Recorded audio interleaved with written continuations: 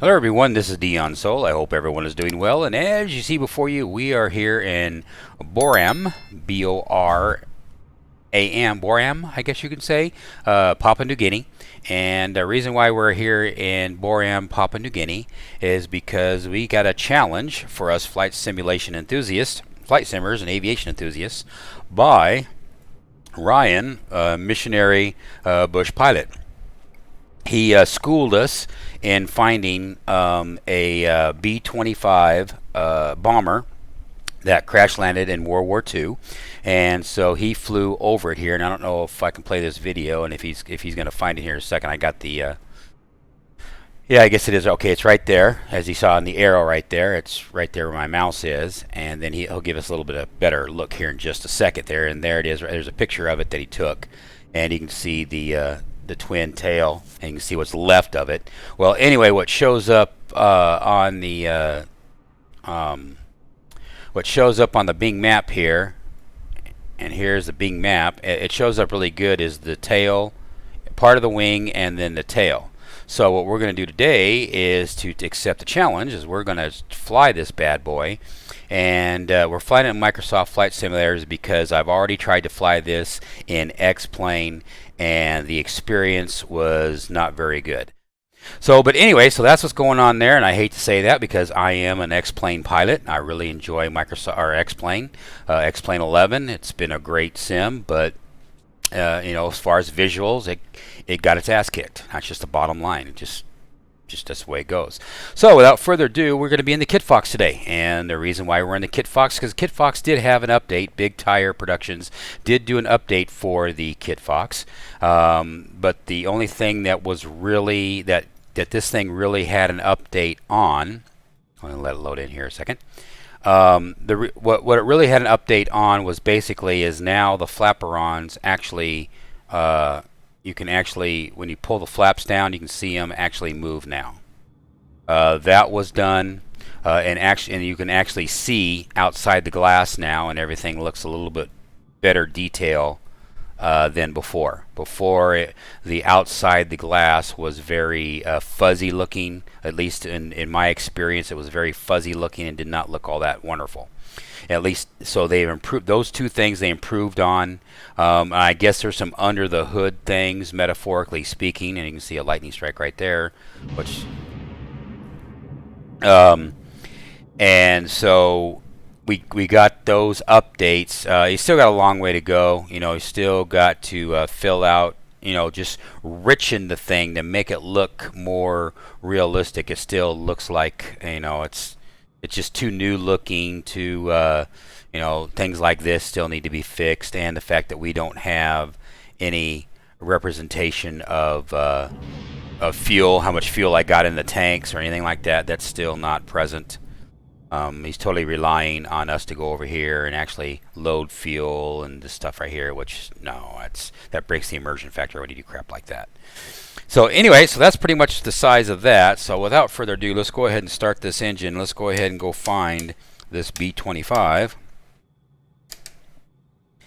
in Microsoft Flight Simulator. And as you saw in the other screen, we have two reference points to work with, and one is that during the video, Ryan said that you have the 180-ish, 180. I think if from his perspective, it was 180 radial, and I found that with X-Plane, it was right around the 189 radial when I did it, and to get to the area is what, and it worked for me, and also by having his you know, pointing it out on the map for us, that helped me in the context of being able to use that point on the map to refer to the terrain around it. Terrain is a big factor when you start trying to find needle in the haystacks that you know, people like Ryan give us challenges to do. So Ryan, if you've watched this video, I definitely appreciate you know, the challenges. So this is pretty cool, you know. And so I'm looking forward to more challenges, Ryan, that you give us, that we can fly, check things out. And like I said, in X-Plane, it took me 2 hours to render the orthos for here, and it wasn't as good as what it should be. So, it is what it is. So flaps down, we'll go ahead and set up, and the reason why we're in the Kitfox is because, I think I said this already, but it's just because they give the Kitfox more exposure, and the fact that we can fly slower to look at what we see once we get down here to look at the Mitchell. So without further ado, let's go ahead and give her all the power she's got and get in the air in the Kitfox, and I'll take a swig of coffee for the working man.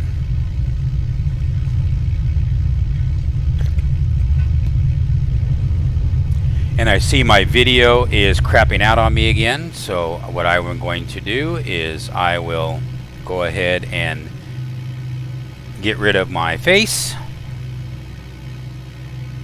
and then we will go ahead and turn to 189 on the radial.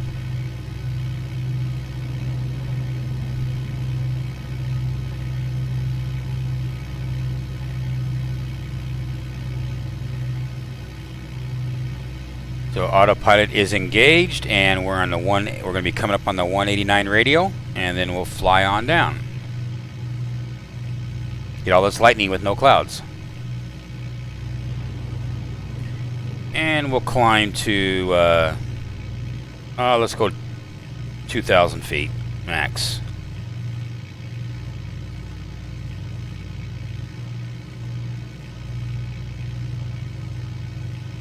Alrighty, future me, and what we're doing right now is I decided to go ahead and just time lapse this part of it on and around to get down towards the area. Basically, I just followed Ryan's map and that he gave us in Bing, and then just kind of I'm stalling for time too because this is longer than what it needs to be, but unfortunately, it's just the way it is. But like I said, just kind of cruising right around here, and then once I got in sync, once I got into these places right here where you had the differences between the trees and the ground, and I see more roads and that sort of thing, then I started getting in sync, and just followed the roads on down, which is really good. So, Microsoft Flight Simulator, at least you can do VFR flying with it. Using the terrain as your references. And so I used a lot of terrain. I actually, here in a second, I actually went too far, and then I had to backtrack a little bit. But once I turned north, and then I got my bearings and how the tree line was, then it all worked out. So it all worked out, and then so we're about ready to come up to it here in just a second. I think that is it right there, because there's the back side of the snakehead. That's what it looks like. Yeah, that's it. Alright, we found it. I found it.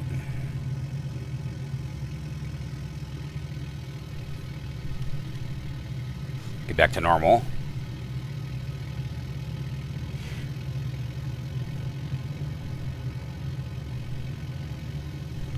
Okay, Ryan, I found it.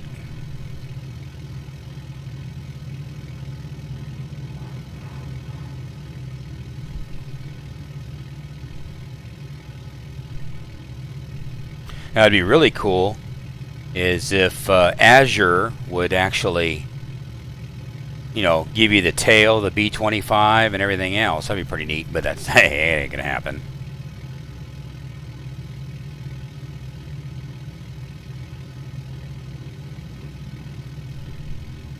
But that is it.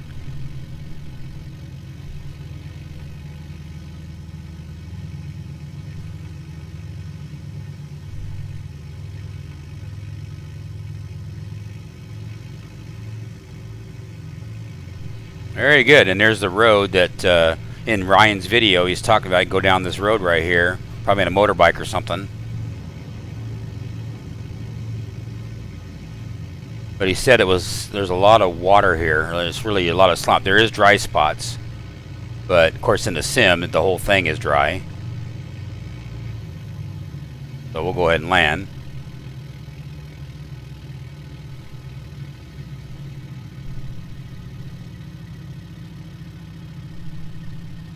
slow up.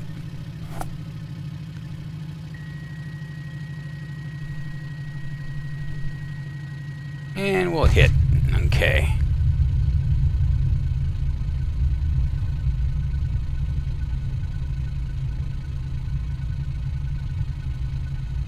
Of course, now I'm going to lose sight of it.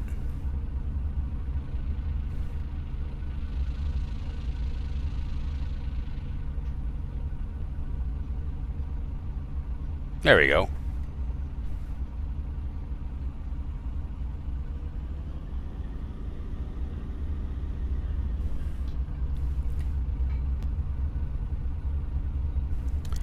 And there it is. See, there's the wing right there, and there's the wing, and then there's the tail right there, and then there's where, like you see in Ryan's video, which is, of course, that's real world, but he was, his vantage point was where my mouse, well, sorry, or his vantage point was where my mouse is over here, you know, looking down this way. I'm the exact opposite. Ryan was flying this way and then shooting it this way. But pretty cool. So there is the B25 in. So what Microsoft needs to do, or Asobo I should say, not Microsoft, what Asobo needs to do is then they need to, when they see crash sites like this, they need to have broken, Azure make broken airplanes and then have them protruding from the ground a little bit to represent the, like you see in the photo here that Ryan took. That'd be pretty cool. Talk about making, you know, pretty nice. Alrighty, everyone. I appreciate you guys watching this. We'll just go ahead and fast forward back to the airport. So, and then I'll do my final thoughts. So, here we go back to full power. Tail up. We'll go ahead and put a little bit in. And there we are. Alrighty, so we are going to head back to the airport. Like I said, the only difference is that I'm going to do a little bit of a scenic route here. So I'm going to do a musical montage with the scenic route, and then we'll be on final to land. So enjoy the musical montage, and I'll catch you on final to land at WeWack. So enjoy.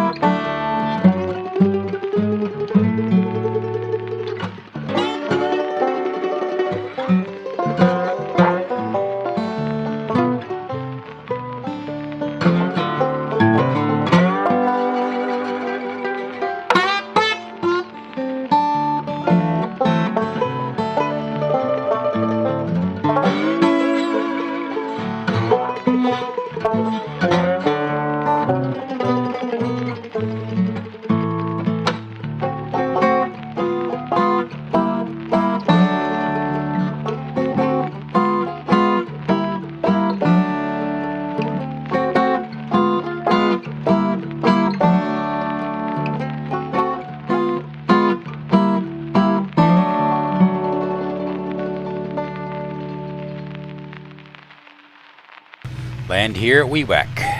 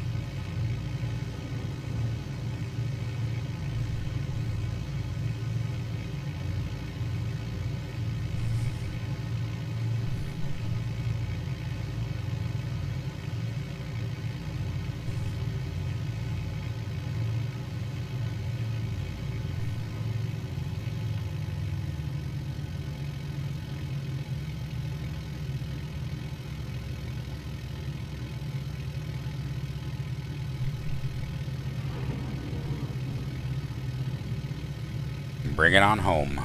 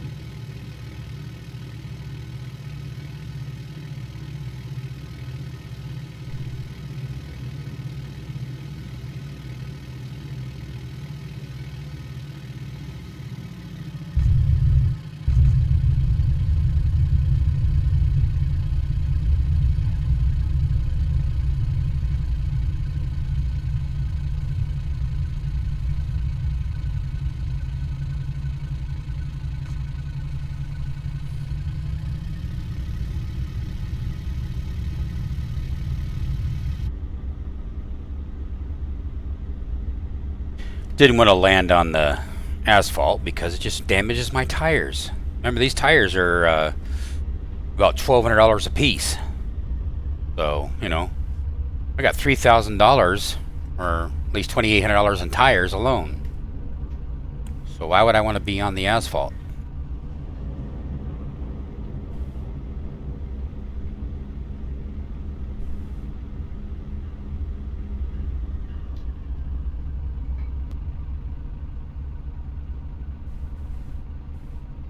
And we'll just park right here. Like I said, gotta protect my tires. Alrighty. I'll go ahead and shut this bad boy down. All lights off, all switches off, everything is good, and then looky there. We get our little thing here. So, like I said, as I was sitting there flying around, I was sitting there thinking if I should go ahead and just do the X-Plane version or not. And to be honest with you guys, no, it's not really worth it. To be honest with you, for an adventure like this, it's just not really worth it. I'm sorry to say. So there's no sense doing a comparison video. People have done comparison videos, and we all know that with visuals, the situation. So there's no point in doing that. So I'm just going to go ahead and end this video here. And I definitely appreciate everyone watching. Definitely like, subscribe, and if you feel my content is worthy, I do have some donation links, which is basically PayPal, in the description down below. And then I'll just do this all over again. We'll go fly. We'll do another adventure somewhere else. So you guys take care, and I'll catch you guys next time. Take care, guys. Bye.